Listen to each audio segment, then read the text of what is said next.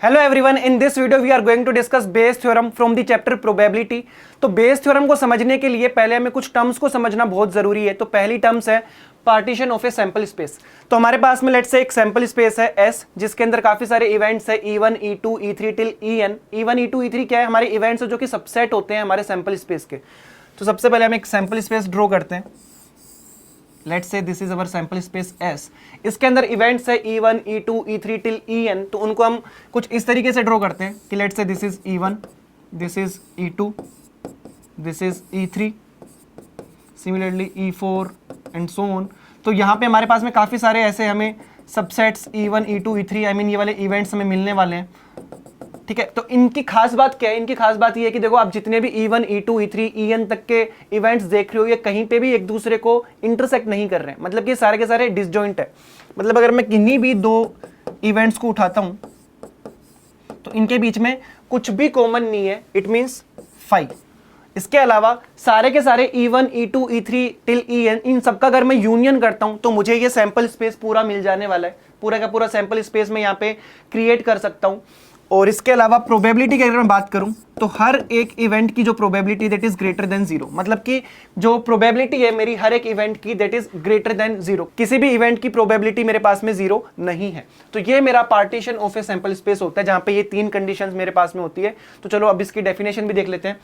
Partition of a sample space, A set of events E1, E2 till En is said to represent a partition of the sample space S if पहली condition कि किन्हीं भी दो events के बीच का intersection जो है वो हमेशा आपके पास में 5 आने वाला है। मतलब कि कॉमन एलिमेंट्स कुछ भी नहीं होंगे किन्हीं भी दो इवेंट के बीच में। Next point is E1 union E2 union E3 union En will be equal to S। सारे के सारे इवेंट्स का अगर मैं यूनियन करता हूं तो मुझे सैंपल स्पेस पूरा का पूरा मिल जाएगा। Apart from this P of EI, मतलब probability of any event is greater than 0। कोई भी प्रोबेबिलिटी किसी भी इवेंट की 0 नहीं होने वाली है। In other words, the events E1, E2 till En represent partition of a sample space if they are pairwise disjoint. देख सकते हो आप पेयर वाइज ये डिसजॉइंट है। अपार्ट फ्रॉम दिस एग्जॉस्टिव, अगर आप सबका यूनियन कर रहे हो तो आपको सैंपल स्पेस वापस पूरा का पूरा मिल जा रहा है। And have non zero probabilities, किसी भी इवेंट की जो प्रोबेबिलिटी है that is non zero, it means that will B positive. Obviously negative तो आपकी प्रोबेबिलिटी हो भी नहीं सकती।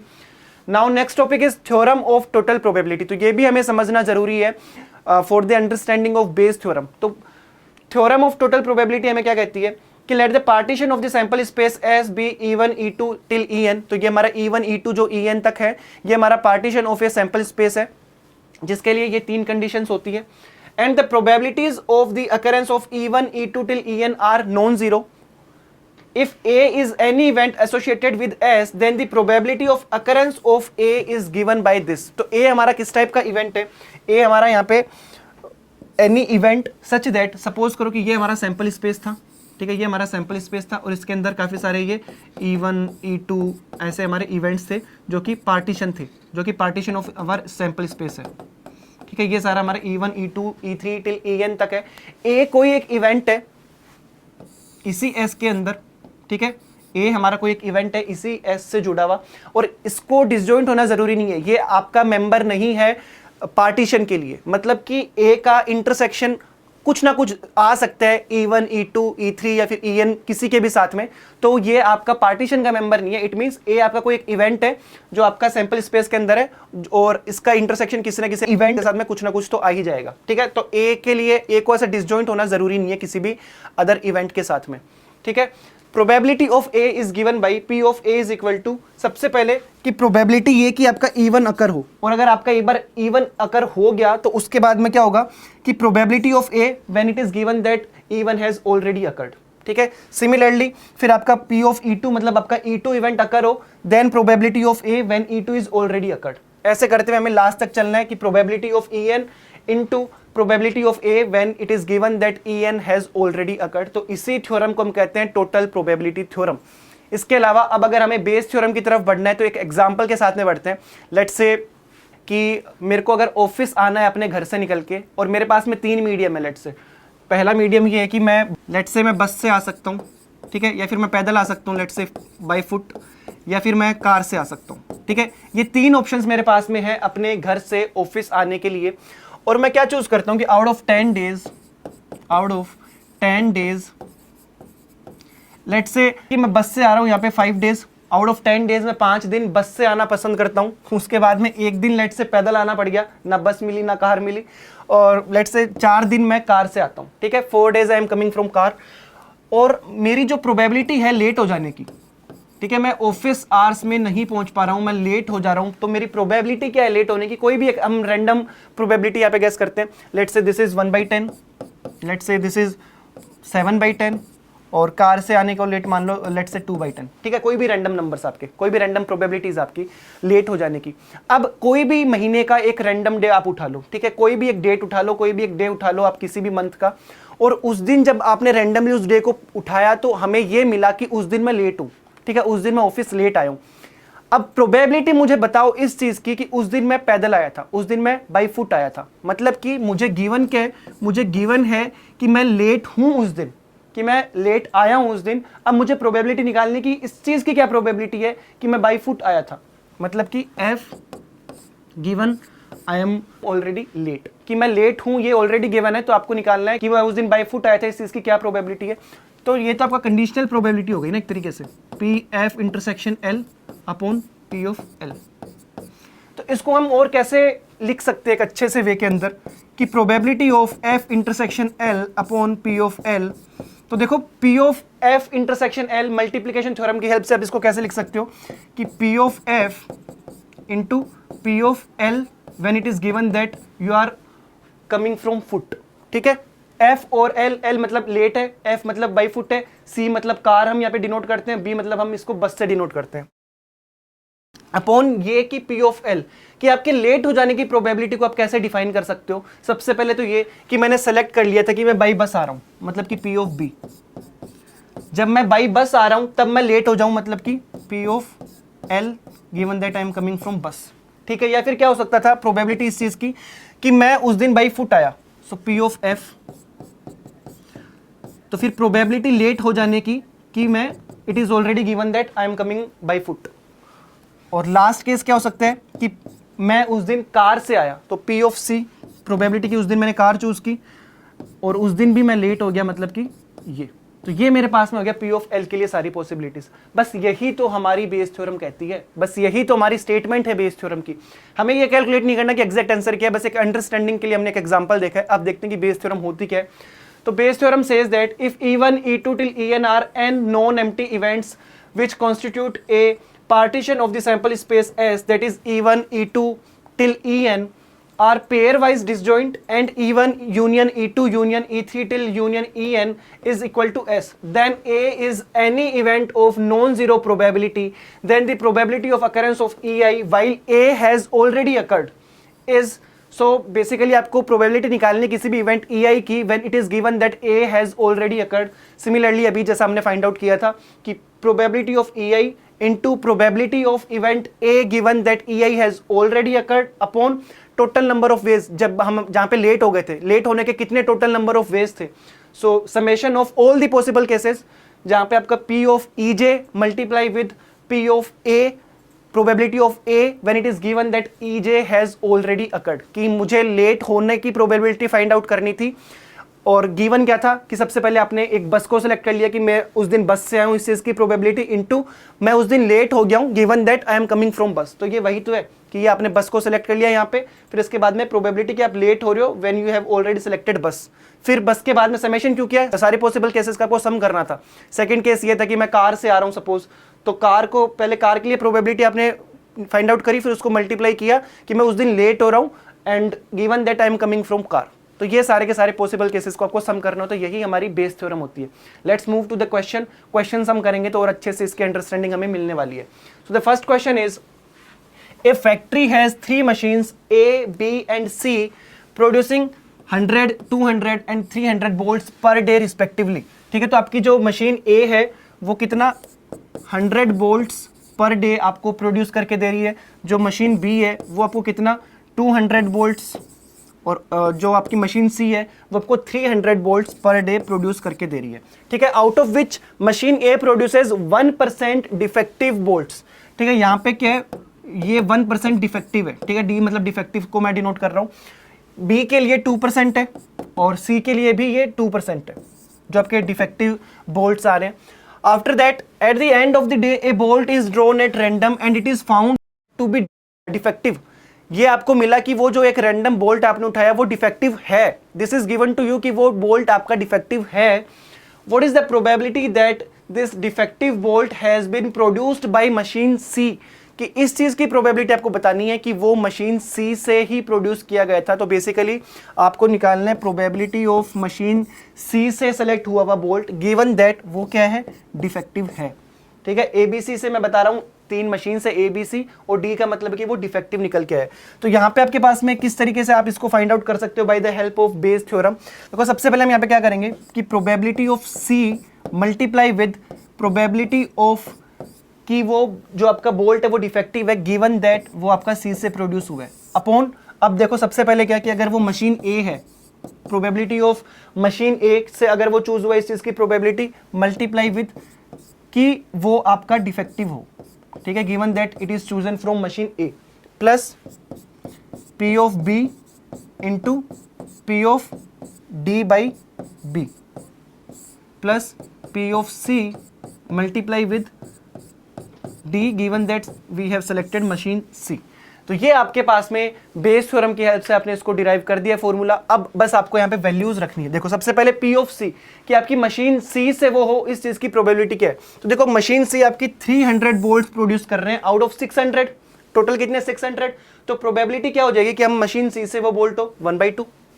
ठीक है, क्योंकि 300/600 1/2 मल्टीप्लाई विद, अब मशीन सी कितना प्रोड्यूस कर रहे हैं डिफेक्टिव वोल्ट्स 2%, मतलब कि 2/100 अपॉन मशीन ए से हो, मशीन ए कितना प्रोड्यूस कर रहे हैं भाई 100 वोल्ट्स पर डे और आउट ऑफ 600, तो 1/6 हो गई मशीन ए को सिलेक्ट करने के लिए मल्टीप्लाई विद मशीन ए कितना डिफेक्टिव वोल्ट्स प्रोड्यूस कर रहे हैं 1%, मतलब कि 1/100 प्लस मशीन बी सेलेक्ट हो, मतलब कि 200/600 2/6 1/3, सो 1/3 इंटू कितने डिफेक्टिव 2/100 प्लस फिर यही वाला केस वापस आ जाएगा 1/2 into 2/100। So from here we will be getting 6/11 as our final answer for this question. So 6/11 is the final answer for this particular question. इस question को हमने बेस थ्योरम की हेल्प से सोल्व किया। Let's move to the next question.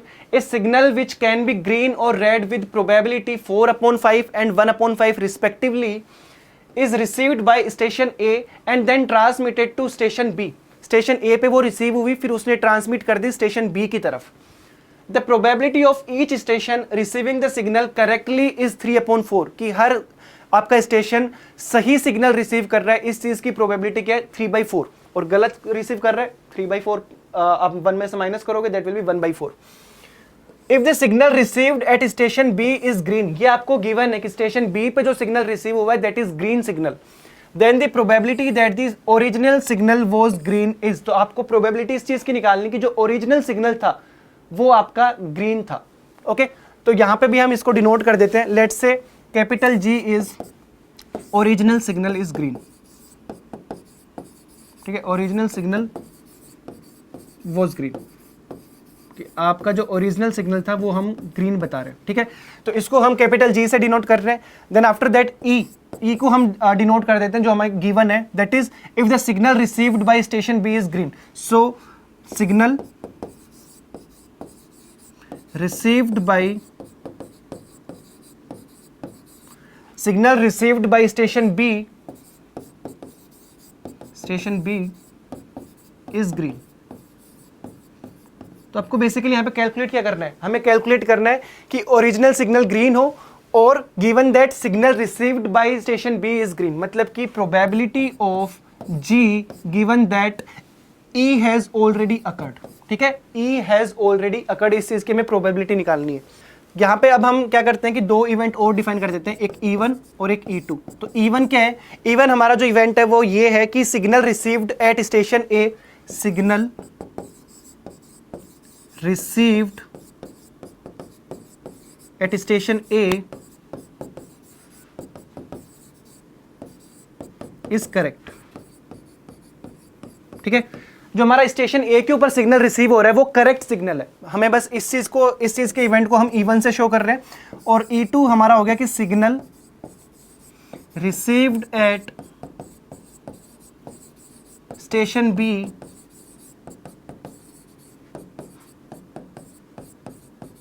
Is correct. ठीक है, हमने E2 से शो कर दिया कि सिग्नल जो हमारा रिसीव हो रहा है स्टेशन बी पे वो भी करेक्ट है। ओके, तो अब हम बात करते हैं कि P ऑफ E की। P ऑफ E हम यहाँ पे कैसे फाइंड आउट कर सकते हैं? This is nothing else but P of G given E क्या है? ये हमारा है P of G intersection E upon P of E। तो अब अगर हमें P ऑफ E को कैलकुलेट करना हो, P ऑफ E, तो P ऑफ E का मतलब क्या हो गया? प्रोबेबिलिटी ऑफ E का मतलब हो गया signal received by station B is green. आपको जो स्टेशन बी पे सिग्नल रिसीव करवाना है that has to be green. तो इसके लिए क्या क्या प्रोबेबिलिटीज है वो देखो कि मेरा ओरिजिनल सिग्नल अगर ग्रीन होता, ठीक है, ओरिजिनल सिग्नल ग्रीन है, फिर वो ए पे भी सही रिसीव हुआ और बी पे भी सही रिसीव हुआ, तो बी पे क्या शो करेगा? बी पे ये शो करेगा कि वो ग्रीन ही है, मतलब कि ये। ठीक है, या फिर क्या हो सकता था? ओरिजिनल सिग्नल मेरा ग्रीन होता, इवन उसको गलत रिसीव करता और फिर E2 भी उसको गलत रिसीव करता, मतलब कि ये ग्रीन था, E1 पे रिसीव क्या हुआ? रेड। E1 पे वो रेड रिसीव हुआ और E2 ने वापस उसको गलत रिसीव किया, मतलब कि E1 ने उसको ग्रीन से रेड कर दिया और E2 ने उसको रेड से ग्रीन कर दिया। तो अल्टीमेटली क्या हुआ कि यहां पे जो आपका स्टेशन बी पे पहुंचा वो ग्रीन पहुंचा। ठीक है, मतलब इन दोनों ने ही गलत रिसीव किया। प्लस ये हो सकता था कि आपका ओरिजिनल सिग्नल ग्रीन की जगह रेड होता, मतलब कि G बार कर देते हैं इसको कि ग्रीन नहीं है। अगर वो ग्रीन नहीं है और सपोज करो E1 ने उसको करेक्ट रिसीव कर लिया कि रेड ही रिसीव किया, बट E2 ने क्या करा? गलती कर दी, उसने उसको करेक्टली रिसीव नहीं किया, मतलब रेड की जगह उसने ग्रीन रिसीव कर लिया, तब भी हमारा काम हो जाएगा। क्योंकि हमें अल्टीमेटली चाहिए क्या? हमें अल्टीमेटली ये चाहिए कि स्टेशन बी पे ग्रीन पहुंचे किसी भी हालत में। अगर रेड भी है तो एक गलत करवा दो, एक बार वो रिवर्स हो जाएगा, क्या हो जाएगा? वो ग्रीन हो जाएगा, रेड से ग्रीन हो जाएगा। ठीक है, नेक्स्ट एक केस ये हो सकता था कि वो ग्रीन नहीं होता और E1 इस बार मिस्टेक कर देता, मतलब वो ग्रीन से रेड रिसीव कर लेता और E2 उसको फिर करेक्ट रिसीव करता, मतलब कि ग्रीन ही रिसीव करता। ठीक है, तो ये हमारे पास में टोटल पॉसिबल केसेस हो गए कि आपका स्टेशन बी के ऊपर ग्रीन सिग्नल पहुंच रहा है। ठीक है, चलो अब इसको कैलकुलेट कर लेते हैं। देखो G E1 E2, G के लिए हमारे पास में क्या है कि ग्रीन सिग्नल हो तो 4/5। ठीक है, 4/5। देन E1 E2 के लिए क्या है कि करेक्ट आपके पास में वो क्या है? सिग्नल पहुंचने चाहिए। Signal received by station A is correct, station B is correct, और करेक्ट पहुंचने के लिए क्या है आपके पास में? 3/4 इज द प्रोबेबिलिटी। ठीक है, सो 3/4 इंटू 3/4। सेकेंड केस क्या हो जाएगा कि ग्रीन हो, ग्रीन के लिए अगेन 4/5, बट E1 E2 इस बार दोनों ही करेक्टली रिसीव ना करें, तो करेक्टली रिसीव करने के लिए 3/4 है, करेक्ट ना हो 1/4। या फिर क्या हो सकता है कि ग्रीन ना हो कि क्या हो जाएगी? 4/5 है और 1/5 ग्रीन नहीं है, इट मींस 1/5 इंटू E1 उसको अच्छे से रिसीव कर रहा है, करेक्टली रिसीव कर रहा है, उस चीज के लिए आपके क्या हो जाएगी? 3/4, और ये वाला नहीं कर रहा है तो 1/4। प्लस इसके अलावा क्या हो जाएगा? इसके अलावा हमारे पास में आएगा कि ग्रीन नहीं है, मतलब कि अगेन 1/5 इंटू इस बार E1 उसको सही रिसीव नहीं कर रहा तो 1/4, और E2 उसको सही से रिसीव कर रहा है, मतलब कि इंटू 3/4। तो यहां से क्या आपके पास में टोटल केसेस आ जाएंगे? तो देखो आपका जो डिनोमिनेटर होगा दैट विल बी 80 और यहाँ पे numerator will be 36 + 4 + 3 + 3, so it will be 46/80, so ultimately it will be 23/40। ठीक है, अब मैं बात करता हूं हमारे यहाँ पे न्यूमरेटर, ये वाला तो डन। अब हम न्यूमरेटर वाले पार्ट की बात करते हैं कि probability of G intersection E। तो देखो G इंटरसेक्शन E का मतलब ये हो गया ना कि आपका ओरिजिनल, G मतलब क्या था? ओरिजिनल सिग्नल वॉज ग्रीन, कि ओरिजिनल सिग्नल भी ग्रीन हो और आपका जो रिसीव हो रहा है, जो आपका रिसीव हो रहा है वो भी ग्रीन हो रहा है। तो ऐसे कितने केसेस है? ये वाला ओरिजिनल सिग्नल क्या है? ग्रीन है, रिसीव क्या हो रहा है? स्टेशन 2 पे ग्रीन रिसीव हो रहा है, और ये वाला भी ओरिजिनल सिग्नल क्या है? ग्रीन है और रिसीव क्या हो रहा है? ग्रीन ही रिसीव हो रहा है। तो इन दोनों को आपको कंसिडर करना पड़ेगा G इंटरसेक्शन E के लिए। तो बस यही तो आंसर निकालना है आपको। सो दिस विल बी 80 और ये क्या आ गया? 36 + 4, तो 40/80, मतलब it will B 1/2।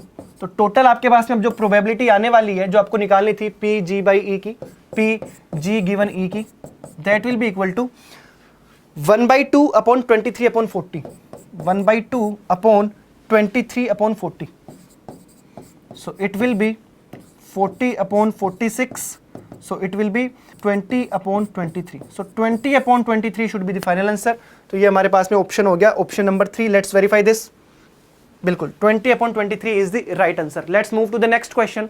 So next question says that, ये भी हमारा प्रीवियस ईयर क्वेश्चन है IIT एडवांस का.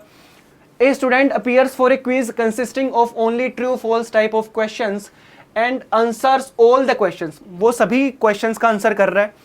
The student knows the answer of some questions and guesses the answer for the remaining questions. कुछ का आंसर उसे पता है और जिनका आंसर नहीं पता उसके लिए वो guess कर रहा है. Whenever the student knows the answer of a question, he gives the correct answer. जब भी उसको आंसर पता है, if he knows the answer, then he will give the correct answer. तो वो correct ही आंसर कर रहा है. ऐसा नहीं है कि पता तो था लेकिन गलत आंसर कर दिया, ऐसा कुछ नहीं है. Okay, he gives the correct answer. Assume that the probability of a student giving the correct answer for a question given that he has guessed it is 1/2. मतलब कि आंसर क्या हो आपका करेक्ट हो. सी से मैं करेक्ट बता रहा हूं. गिवन दैट आंसर आपका करेक्ट हो, गिवन दैट कि उसने क्या किया है, गेस किया है. इस चीज की प्रोबेबिलिटी क्या है, इस चीज की प्रोबेबिलिटी है 1/2. Okay. And second thing is also assume that probability of the answer for a question being guessed given that the students answer is correct. Guess करने की प्रोबेबिलिटी बतानी जब गिवन है कि आंसर करेक्ट है is 1/6. Then the probability that the student knows the answer of a randomly chosen question is. तो आपको बताना है probability of student knows the answer. तो let's say PK. ठीक है, probability की उसे आंसर पता है, he knows the answer. तो हम knows को किससे बता रहे हैं, K से बता रहे हैं. ठीक है, let's say this is X. तो probability क्या हो गई गेस करने की, 1 - X.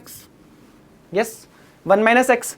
तो अब हमें अगर इस कंडीशन को हम थोड़ा सा ओपन करके लिखें, so this is what P of, कि हमने यहाँ पे क्या किया कि PG इंटू सबसे पहले कि वो गैस कर रहा है, देन करेक्ट होने की प्रोबेबिलिटी गिवन दैट कि उसने क्वेश्चन को गैस किया. ठीक है, अपॉन करेक्ट होने की प्रोबेबिलिटी. करेक्ट वो कितने वेज के अंदर हो सकता था, तो देखो करेक्ट होने के लिए ये भी हो सकता था कि उसने क्या किया कि सबसे पहले गैस किया, और गैस किया तो क्या हुआ कि करेक्ट होने की प्रोबेबिलिटी बताओ given that he has guessed it. Plus अगर उसे आंसर पता था तो प्रोबेबिलिटी कि he knows the answer, then कि उसने पता होने के बाद में उसको करेक्टली आंसर किया है, इट मींस करेक्ट आंसर किया है when it is given that he knows the answer. ठीक है, is equal to 1/6. Is equal to 1/6. चलो तो देखो सबसे पहले PG की वैल्यू है 1 - X. 1 - X into P C given G, तो इसकी है 1/2.